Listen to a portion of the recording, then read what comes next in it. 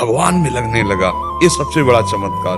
तो संतों का संग मिलता है नाम जप से। देखो विभीषण जी, राम नाम तेहि सुमिरन कीन्हा, हृदय हरसि कपि सज्जन चीन्हा, ये सन हठ करिहो पहचानी, साधु ते होए न कारज हानि। नाम ने ही हनुमान जी का दर्शन करवाया। जब उन्होंने राम राम जप रहे थे तो हनुमान जी फिर कि ये तो साधु है, इससे मिलने में कोई हानि नहीं लंका में, इसलिए मिले। तो जो भगवान का नाम जप करता है तो बड़े बड़े संत या तो आके उससे मिलते हैं या बड़े बड़े संतों के यहाँ पहुंचा दिया जाता है। और संत समागम जब होता है तब उसके अंदर विवेक जागृत होता है। बिनु सत्संग विवेक न होई, और राम कृपा बिनु सुलभ न सोई।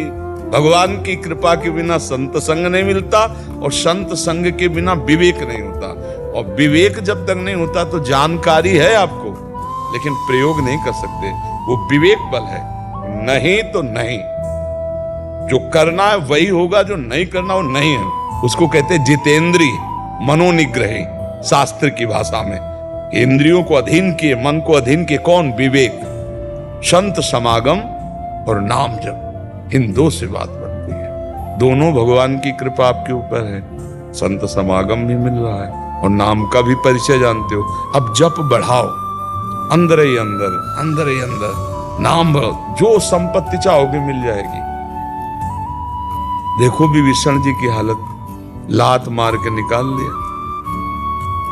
भगवान की शरण का प्रभाव, जो संपदा शिव राम नहीं, दीन दिए दसमाथ, सोई संपदा विभीषण सकुच दील रघुनाथ। देखो भगवान सकुच लंकाधिपति बना दिया। जिस लंका से निकाले गए थे लात मार के, उसी लंका का स्वामी जाते ही बना दिया। नहीं बना दिया। भगवान की शरण में सब सुख शांति है, बस जीव ये समझ पावे। और ये समझ आएगी सत्संग और नाम जप से। साधन को हरिभजन है, कै सत्संग सहाय। जब संत संग करोगे और नाम जप करोगे तब तुम्हारा ज्ञान पवित्र होगा। ज्ञान वही जो प्रयोग में आ सके। प्रयोग में ना आया तो बकवास ही है। अब हम तुम्हें उपदेश करें, हमारे आचरण गंदे हों तो उपदेश किस बात का? भाई हमें जो ज्ञान है, उसको जो अनुभव किया उस पर चले तब तो बात बनी, नहीं तो जानकारी का मतलब क्या है? जैसे हम बहुत बढ़िया 56 प्रकार के भोग बनाने की प्रक्रिया जानते हैं लेकिन खाया कभी नहीं, तो फायदा क्या हुआ प्रक्रिया जानने से? पहले प्रक्रिया जाना और पहले खाओ, खा के पचाओ, उसका स्वाद समझो, फिर प्रवचन करो तो अपने आप रंग आ जाएगा। तो हम लोग ज्ञान तो बहुत जानते हैं, ऐसा नहीं कोई ना जानता हो।